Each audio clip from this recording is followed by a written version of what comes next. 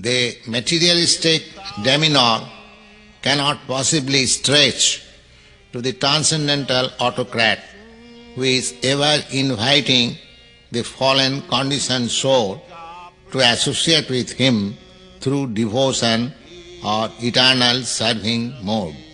The phenomenal attractions are often found to attempt sentient being to enjoy the variegated position which is opposed to undifferenced monism.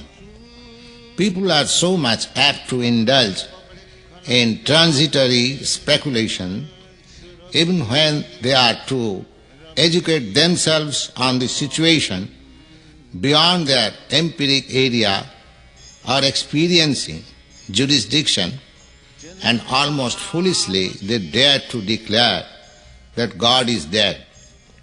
The songs of Brahma Samhita as Chintamani Prakara Sadvasu will surely help such souls in their march toward the personality of Godhead in the spiritual kingdom, which is lying beyond their sensuous gaze of inspection. The so-called astronomers cannot even definitely give us information of the visible sky, which is overflooded with sunlight during daytime and moonlight at night. We can however learn about spiritual kingdom from the Bhagavad Gita that it is situated far, far beyond the visible sky, and in that sky there is no need of sunlight or moonlight or even electricity. There are innumerable spiritual planets in that self-effulgent sky, and the gross estimate of that sky is given in the Bhagavad Gita that the material world, wherein there are innumerable suns and moons, is only 1/4 of the whole kingdom of God. This material world is also part of the kingdom of God. But this kingdom of God is described as made of inferior energy on account of its temporary nature and is compared with a mass of clouds in the sky. When there is a mass of clouds in the sky, there is certainly torrents of rain, and there is a type of creation of new vegetation on account of such rainfall. But in spite of all such variegatedness, manifestation of greenery seen, of fruits and flowers, the whole show is only temporary. When the season is over, everything fades away into different situations and the temporary manifestation comes to an end.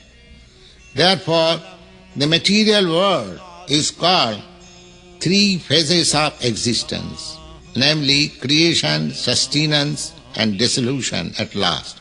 This creation and dissolution is going on perpetually like seasonal changes, and the portion of the vast sky where such temporary variegatedness is taking place and again becoming out of sight is called the material world.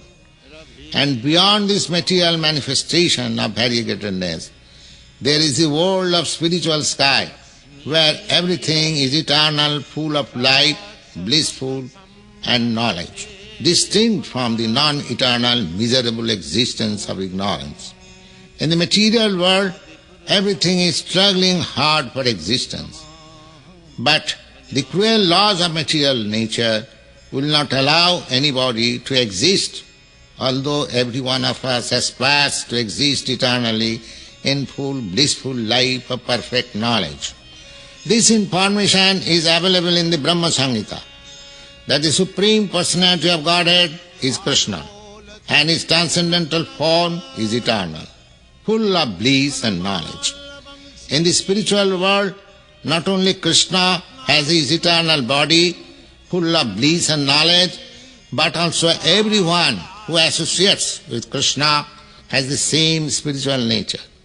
In the abode of Krishna, which is called Chintamani Dhama, the land, the trees, the animals, the residents, everything is of the same spiritual nature as that of Krishna. This spiritual nature is expansion of interior energy of the Supreme Personality of Godhead. Therefore, the Supreme Personality of Godhead, Krishna, is called the cause of all causes. It is said that Brahma, who wrote Brahma Samhita, after his mature knowledge by meditation, it was revealed in him that by the recollection of Bhakti Yoga, it appeared to him that he is the eternal maidservant of Krishna. Though other mysteries in regard to the condition of the maidservant of Krishna were not revealed to him, Brahma, by dint of his searching self-consciousness, became well acquainted with the ocean of truth. All the truths of the Vedas were revealed to him, and with the help of those essence of the Vedas, he offered this hymn to the Supreme Lord Sri Krishna. Sriman Mahaprabhu, Lord Chaitanya, has taught this hymn to his favorite disciples inasmuch as it fully contains all the transcendental truths regarding Vaishnava philosophy. The audience, the hearers of this record, are requested to study and try to enter into the spirit of this hymn with great care and attention as a regular daily function. The first verse is translated, I worship Govinda, the primeval Lord, the first progenitor, who is tending the cows, fulfilling all desires in the abodes built with spiritual gems, surrounded by millions of purple trees, always served with great reverence and affection by hundreds of thousands of Lakshmis or Gopis.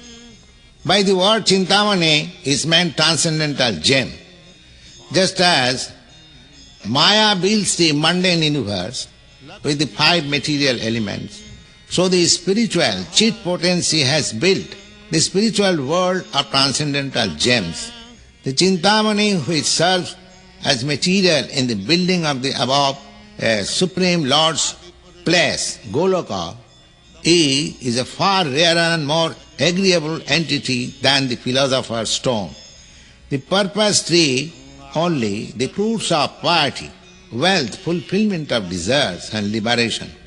But the purpose trees in the abode of Krishna bestows innumerable fruits, yielding the fulfillment of desire for oceans of milk in the shape of the 14 love-souring transcendental bliss that take away with the hunger and thirst of all pure devotees.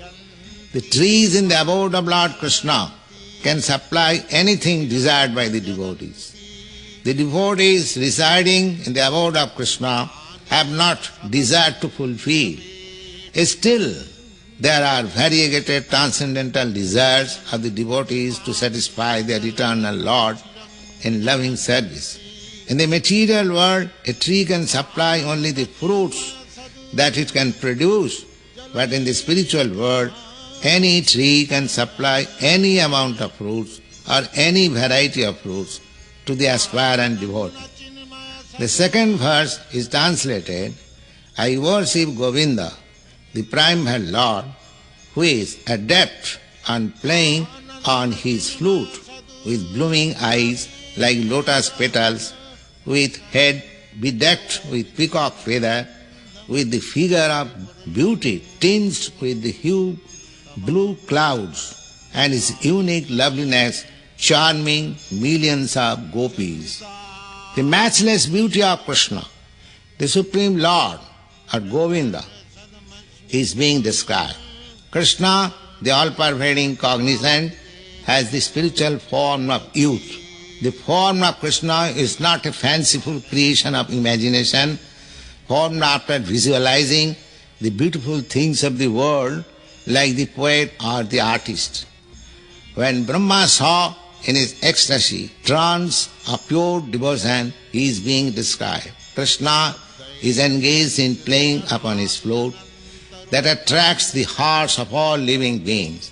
Just as a lotus petal produces a pleasant sight, so the two beautiful eyes of Krishna, who causes the manifestation of our spiritual vision, display the unlimited splendor and beauty of his moon-like face. The loveliness that adorns his head with peacock feather is gorgeous.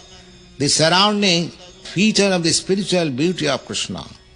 Just as a mass of blue clouds offer a specifically soothing, pleasant view, the complexion of Krishna is analogously tinged with a spiritual dark blue color.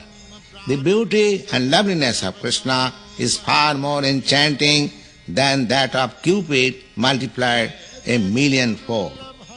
The next verse is translated, I worship Govinda, the primal Lord, round whose neck is swing a garland of flowers, beautified with moon locket, whose two hands are adorned with flute and jewel ornaments, who always reveals in pastimes of love, whose graceful, threefold bending form of Samsundar is eternally manifested. In the sloka beginning with Chintamani Prakara Sadmasu, the transcendental region and the spiritual names of Govinda, in the sloka beginning with Govinda Adi Purusam Tamahang Bhajami, the eternal beautiful form of Govinda, and in this sloka the amorous pastimes of Govinda, Pranaya Keli, means the amorous pastimes of Govinda, the embodiment of 64 excellences have been described.